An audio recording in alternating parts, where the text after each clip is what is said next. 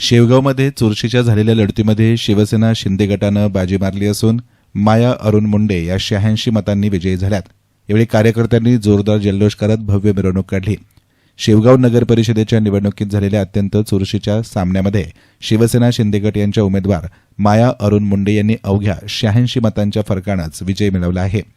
या निकालामुळे शेवगावच्या राजकारणात मोठी खळबळ उडाली असून शिवसेना शिंदे गटाच्या कार्यकर्त्यांमध्ये प्रचंड उत्साहाचं वातावरण पाहायला मिळालं।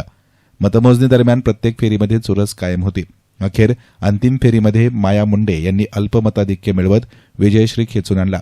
निकाल जाहीर होताच कार्यकर्त्यांनी एकच जल्लोष केला आहे। ढोलताशांचा गजर, फटाक्यांची आतिषबाजी करत भव्य अशी विजयी मिरवणूक काढण्यात आली। शहरातील प्रमुख रस्त्यांवरून ही विजयी मिरवणूक काढण्यात आली।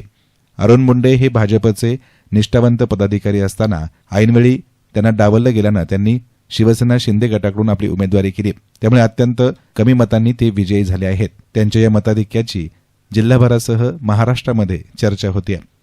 येस्तान मीडियासाठी प्रतिनिधी संदीप देवहडराय, शेवगाव।